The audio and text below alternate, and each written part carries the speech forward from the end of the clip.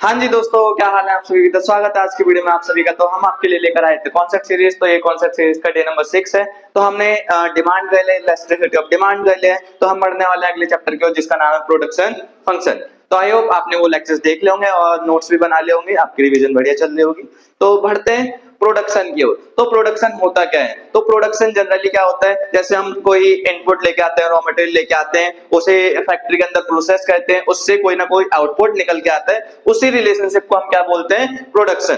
तो production is a relation between, ये किस किस का रिलेशन है, फिजिकल इनपुट और फिजिकल आउटपुट। जो फिजिकल इनपुट होते हैं वो क्या होते हैं तुम्हारे, लैंड, लेबर, कैपिटल और एंटरप्रेन्योर। उसके बाद आपका प्रोडक्ट बन जाता है, उसे हम फिजिकल आउटपुट कहते हैं। यहाँ पर जो लैंड और कैपिटल है, हम लैंड को एल से डिनोट करते हैं, के को कैपिटल से। तो एल स्टैंड फॉर लेबर, के स्टैंड फॉर कैपिटल। सॉरी, मैंने अभी एल को लैंड बोल दिया, वो एल स्टैंड फॉर लेबर है।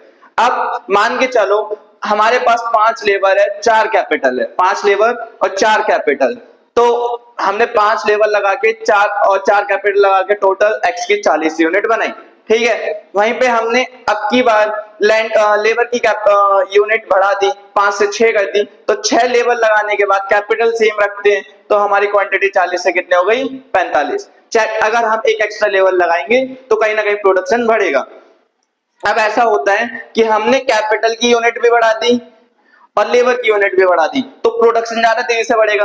पहले भाई मशीन 1 होगी, अब मशीन 2 या 3 हो गई, तो कहीं ना कहीं लेबर भी ज्यादा हो गई, कैपिटल भी ज्यादा होगी, प्रोडक्शन उतनी तेजी से क्या हो जाएगा, राइज हो जाएगा। ये वाला केस तुम्हारा शॉर्ट रन में निकल के आता है और ये वाला केस आपका लॉन्ग रन में निकल के आता है। ठीक है, अब पहले एक बार फिक्स फैक्टर और वेरिएबल फैक्टर पढ़ लेते हैं, होता क्या है।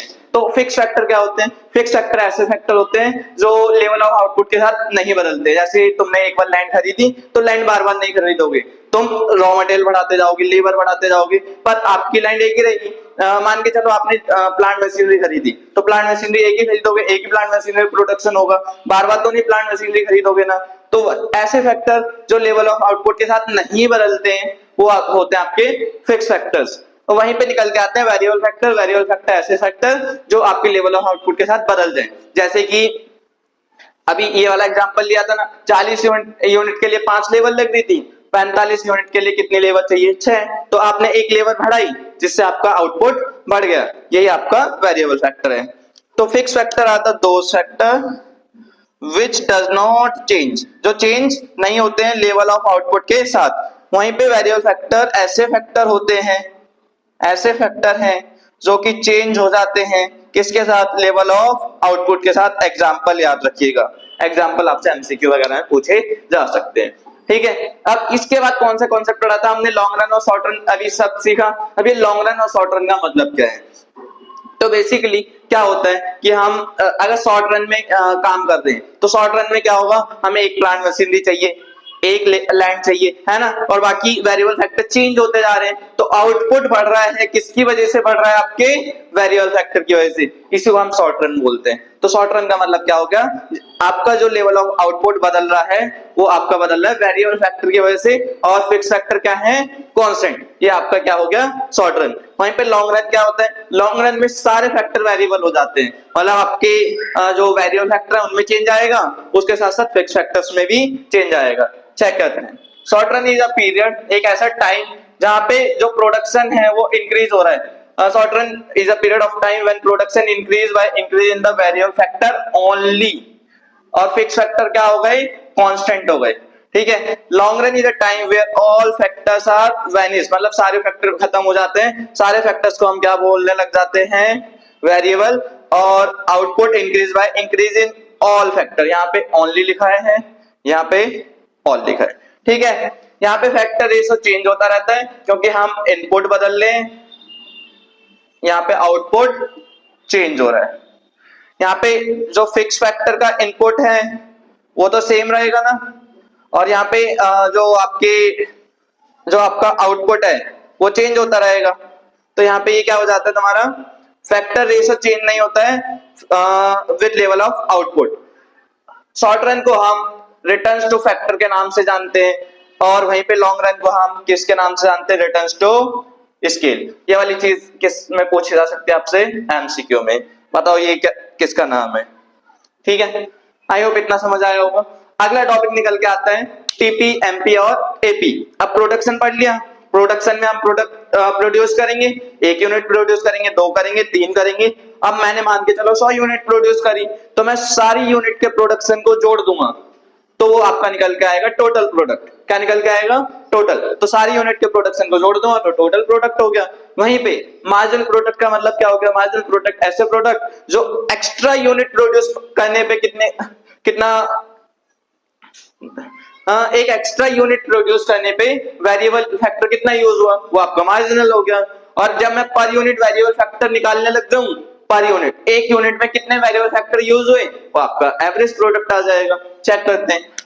TP it is a sum total of the each unit of the variable factor. जितने वेरिएबल फैक्टर यूज हुए उनका मैं सम टोटल कर दूंगा, वो आपका क्या निकल के आएगा, टीपी।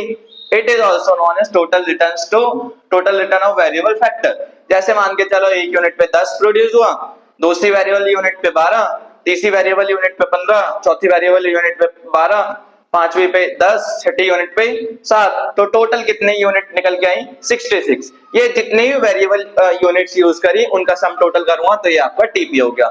इसे हम टीपी को शो करते हैं सिग्मा एमपी से, मतलब एमपी का सम करते जाओ टीपी आपको मिल जाएगा। हमने पढ़ा एमपी, जितने वेरिएबल फैक्टर यूज हुए एडिशनल यूनिट के लिए वो आपका एमपी।